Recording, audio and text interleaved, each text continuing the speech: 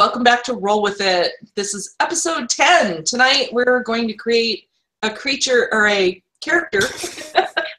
I'm on a roll tonight. We're going to create a character for Nate, or Nate's going to, for the new Rise of the Dragons campaign that Jaren D&D is going to be running on the Power Up Gamers group. So, Nate, why don't you tell us about your new character? Okay, so I'm going to kind of go through steps as a DM on how I do things, which is a little differently, so it's going to be a little awkward, especially weird because I've never really played as a PC in a real legitimate campaign, so this will be fun. So it's about time then. Yeah, I'm going to start off my characters how I actually thought of them, which generally when I make new characters, there's a couple ways to do it. I usually think of their personality and who they're going to be first. Sometimes I'll pull up pictures and then I'll match a race and then class that goes with it. And then sometimes when I'm feeling really lazy, I'll just do like, oh, I need to add a certain class into the game. Be it ranger, or if you want to call a tavern owner a class, which I guess it should be. And I'm pretty sure somewhere out there is a class for it. Then I'll find something that matches it. So I actually first started off with personality first. I knew I wanted to be someone that's benevolent to all other people, that sees the world in a certain way, and I want to be balanced. But I also want to be somebody, a character that I can change throughout the story, because I like building around characters. And in a campaign, I have enough time to actually change a good amount of personality and a good way he sees the world, so I kind of left him open. So then I thought of the class that I wanted to play, which is actually two. I want to do a monk and a sorcerer, because I thought that'd be kind of weird mix, but it should be fun. I'm going to tell everyone that's listening. I then afterwards talked to the DM, and he helped me with this part, which is when you PCs and you talk to your DM, it's kind of figure out where you kind of want the background to be. And before focusing on anything, I focused on the background of him. And I figured that elves are a very big race in this world, and I want to make him kind of inconspicuous, so gave him his race is going to be a special type of elf. I'll reveal it later in the story, so I don't want to give away everything. Because he's a special type of elf, though, he got taken away from his family, or his family gave him up to a temple, where the temple taught more of, instead of just teaching about one god, it taught about all gods and the balance of having them all, since they all have different aspects, and that in your life you should have balance as well. But they're all on the good alignment scale. So because of this, that affected his personality further, and I got further along in his ideals, personality traits, and bonds, flaws, and then goals, which I'll go over them right now. With Chris's help, actually, I got a lot of help from this, because although I don't like using the book for a lot of things, she actually recommended that I did this. So even no matter how good you are, it's always good to look at some of the backgrounds, which I actually did find quite helpful. Yeah, so the thing I said to Nate about that is that even though you're more than welcome to go outside the book, of course, the structure of the way they are worded really helps you to focus on what they are. So it's not just a general, oh, my character's, and one of her personality traits is impulsive.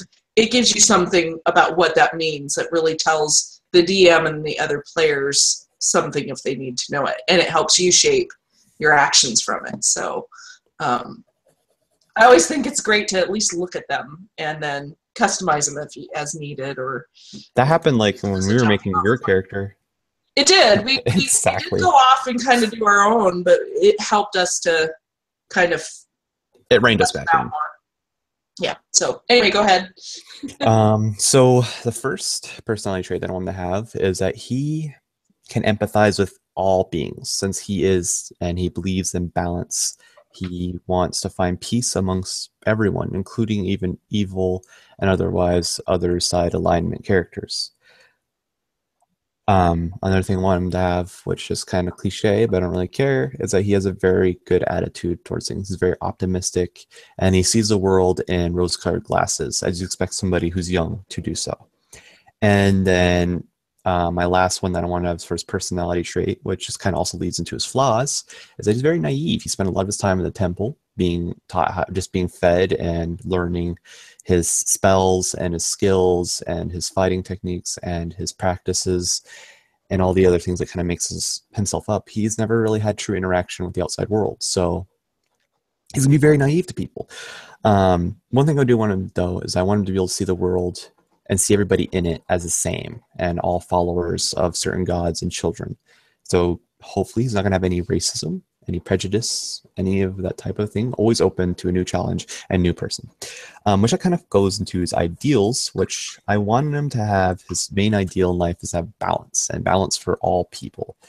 And he kind of wants to see that. And another ideal that he wants, especially for himself, that no matter how big or small you are, you all have ability to change the world for better or for worse, or as he would say, for gooder or for good.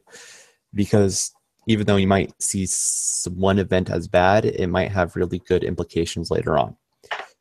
His bond to the world, which was very hard because I wanted to be somebody who's not materialistic, that's very spiritual, obviously you expect a monk to be, and very selfless. His bond will be to his master, which he calls father, the man that raised him in the world, and that's probably the only person he has any real ties to.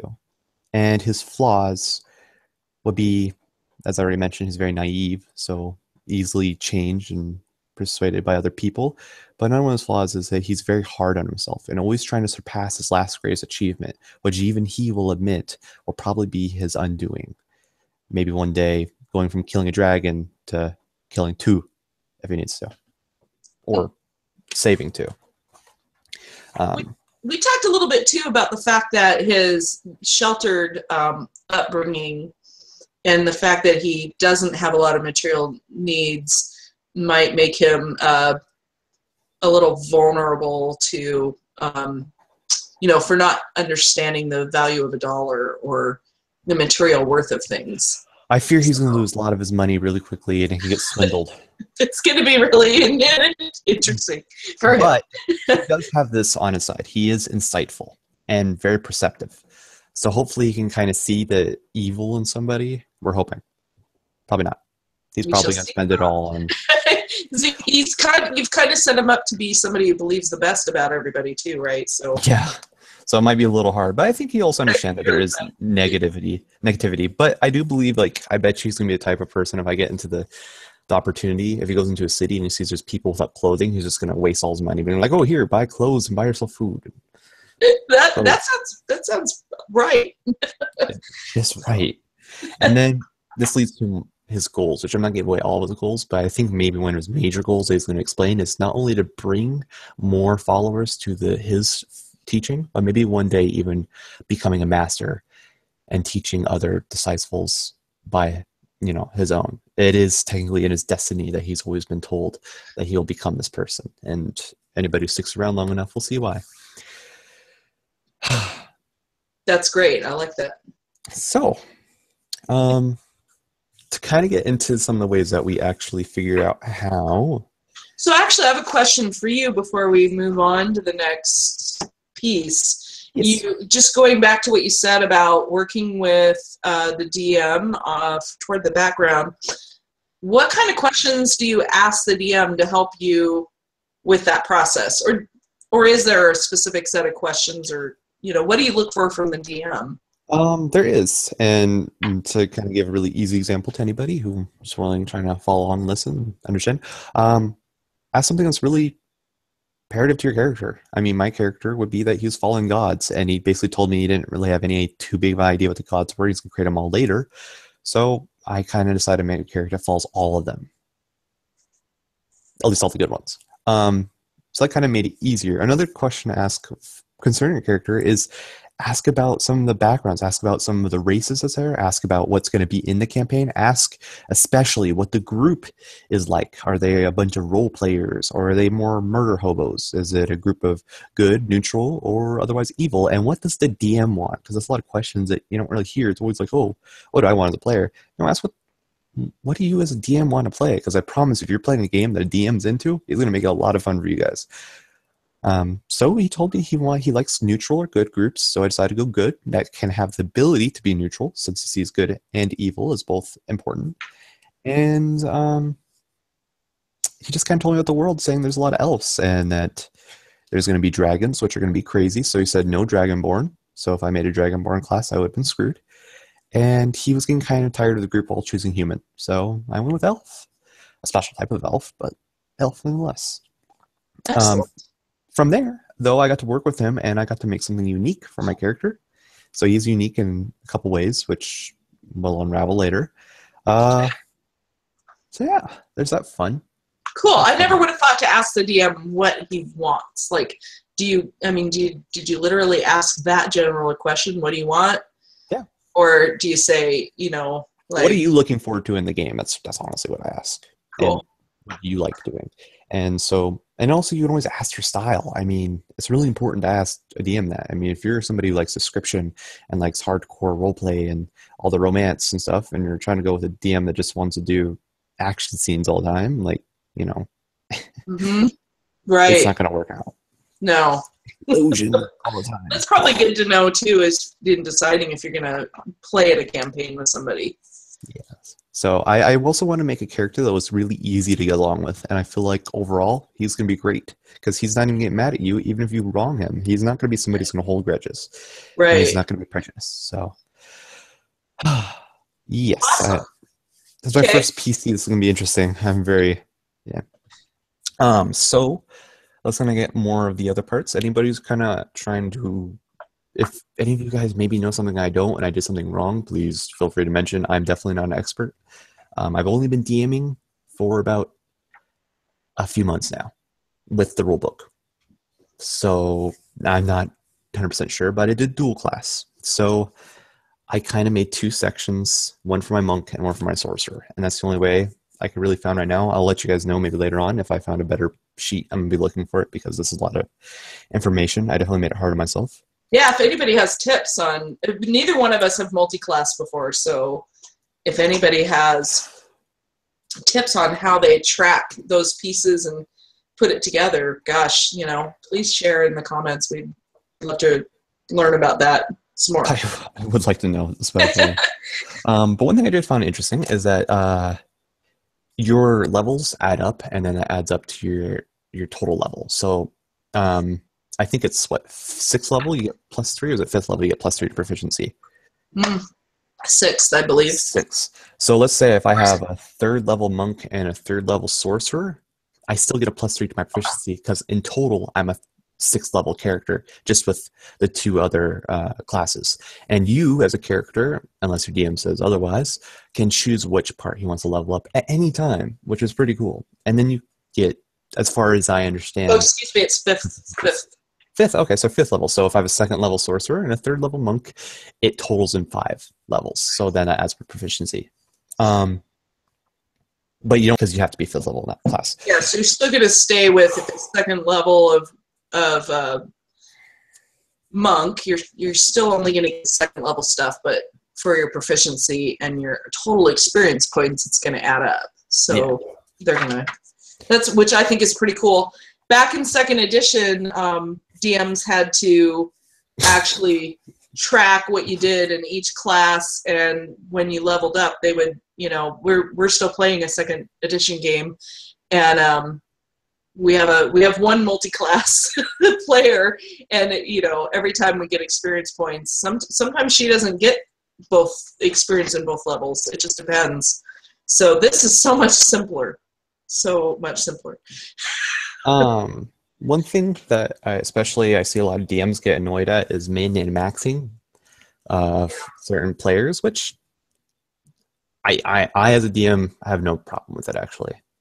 I would like you, well, especially as long as you're min maxing and making an interesting character that fits it, I really don't care. But this character actually I tried my best not to min max. I of course did put higher levels or higher points into the areas I needed, like dexterity, wisdom, and charisma. My charisma is 18, my wisdom's 16, and my dexterity is 16.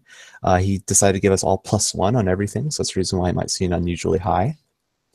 But as far as that, I didn't really focus on everything, so I tried to make a nice flat playing field. I have 11 on strength, my constitution is a 13, and my intelligence is a 9, sadly. That's my only lowest one, which I kind of don't like it being that low, but hopefully I can get it up later.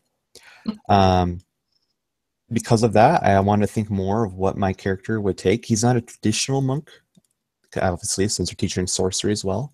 So we're trying to teach not only the physical aspect of life and the key, but they're also trying to, which I'm going to change the word key, it's going to be something else for him, but also the magical aspect. And I chose wild sorcerer, which will make more sense later. But because of also the special born that he is, he also is supposed to have a connection that not everybody has. So in that, I chose acrobatics would be important, obviously, as monks. Insight for him as a character to try to help be able to see into people, understand what their needs are. Intimidation, because he's going to hopefully become one day an actual leader, and that also goes along with persuasion, which I kind of want to link those two together. Then there's perception, which comes with his race. And also it's good as a monk to be perceptive of people and try to understand as well. That also fits into insight. Religion, obviously. And then my last one, I did stealth. Why? Because I thought that might be a fun little addition to him. He's not totally good. He's also still believes in neutrality and balance. And I think it's not, I'm not going to use stealth in any evil ways. I'm going to try keeping him malevolent, but I still think stealth would be good as a tactical leader and hopefully just ability to do things that otherwise wouldn't be able to do if he was a loud blundering idiot. I would suggest too that, I mean, stealth isn't always because you're doing sneaky things, right? I mean, if you think about a monk in a temple or like, nuns in a convent, right? They're quiet all the time. It's not just quiet; they're inconspicuous. They try to blend in and not stand out. Yeah, they're reserved, and it's kind of part of their thing, and they're not supposed to call attention to themselves. So maybe in his case, it has a lot more to do with that culture that he was brought up in and the way he's lived as a monk. And now it's having this additional benefit that, he kind of happens to just do that naturally, and it's giving him some stealth. That's actually that's a good point. Thank you for bringing that up. Which will bring me to my last point I really want to bring up. I'm not going to talk about all the abilities they have. You're totally able to look up if you want to. Yeah, and there's some awesome ones. So if you haven't looked up these two character classes, do it. There's really a lot of cool stuff, especially wild magic. Much cool stuff. But another thing I want, especially you as characters, to do, which kind of took my time, I kind of thought about today at work. If you're going to explain your PC, how are you going to do this? Please, which I've definitely heard before, do not explain it by class. That is so frustrating. Mm-hmm. You're more than just a wizard. You're more than just a warlock. You're more than just a knight. I mean, well, maybe not for the knight. The knight's pretty much a knight. But, yeah. Other classes, you're not just a thief. And nor would a thief explain that they are a rogue. They're not like, right. I'm a thief. Thank you. Can you imagine a real-life thief, like, introducing himself? I'm a thief. Yeah. No. I mean, I would love for people to maybe not even play or make a PC actually look like how they're supposed to look. Maybe you have a rogue class that instead of looking like a rogue looks more like just a fair maiden, that's someone just pleasant and nice to be around. Maybe even like looks more like a healer or a cleric. That'd be cool. So that's one thing. That's what I thought. Is like when I'm going to explain my character, I want to do this. Another thing on the flip side is don't take this long explanation to explain everything about your character. So I said keep it simple. My character will look like really an insignificant and pretty ordinary elf for the most part. Nothing too extravagant, nothing too crazy about him. You will see that he has muscles underneath his robes, and he has bindings that go all the way up his arm. And on those bindings, you see there's beads, and each bead has a different symbol of a different god. In his hands, he just has 2 gloves, and there's a piece of metal somewhere between his fists. You're not sure what it is. A cloak overwraps his head, and you see in his eyes he looks at you, but not just at you. His ordinary face seems to look through you, and in his eyes you see kindness, benevolency, love. He looks at you with a grin, a little smirk, and nods, not saying anything, not moving, but just acknowledging that you're there. You feel warmth in his presence, and then he steps forward and announces his name. That's a great description. It's simple and it's easy. And then later on, then you can kind of show off, be like, oh, he does a triple backflip and kicks the guy in the head. But for some reason, the kick does more damage than a regular kick and his head goes flying off. It's great because your description tells you people more about his personality, but you're telling it in a way that you would get when you meet somebody. Like, you don't, like, when you meet somebody either, you don't say, oh yeah, I'm just a happy-go-lucky, blah, blah. You don't speak that way. And some people do. I usually explain something about what I'm wearing just because I feel like that's what people see. But really what you just did is so much more effective. It gets so much more across. Like, people don't really need to know what color your clothes are, right? I'm going to have to remember that for the next time I have to introduce you. So I'm glad I could help. So yeah, this is pretty much my character. If you guys have any other questions, please ask. Another thing is too, for any spell users, please don't just target doing damage dealt spells. Do spells that your character would use. I don't know what my monk is going to do yet, so I'm hopefully going to find more supporting spells, maybe just a few damaging ones, but right now he has Dancing Light and Light. Those are my two main ones right now, so those are my cantrips. I mean, don't do anything except for support and help the team. So I hope I shed some light in this. And I hope I gave some inspiration to everybody else. I kind of want to share my trip as a DM awkwardly stumbling into being a PC. You've PC'd. You just haven't got to do a whole campaign yet, so you're not giving yourself enough credit. You sound like your character a little bit. Which I do. I always kind of play characters. One question for everyone I want to ask right now too. When you're playing a character, do you ever bring in your own personal flaws into it? I want to ask this to other groups, but I really want to ask that too. And you bring in your own disabilities. I am ADHD and dyslexic, but I feel like my ADHD has a huge effect on my life. So I really want to play a character that kind of has a hyperactivity, which hopefully I can bring into him. So that's what I ask if you guys do the same. Awesome. Hey, are you going to reveal your race? Save that for the game. I'm going to save it for the game. Awesome. All right, you guys. So this is airing, I believe. Actually, I haven't been able to confirm, but I believe that it's going to be broadcast live. It'll be on Power Up Gamers right here, 7 p.m. Pacific Daylight Time on Sunday. I believe that's 9 Central, 10 Eastern. So you can figure it out from there. We hope you've enjoyed this episode. It's episode 10. I can't believe we made it to 10. And as always, please remember to give us a thumbs up if you enjoyed the video. We'd really love to see your comments. We welcome them. And until next time, may the dice roll in your favor. Yes, I hope they roll in my favor as well. I'm not the DM, so I can't say the DM thing anymore. So nope, not this time. All right, everybody. Guys. Bye.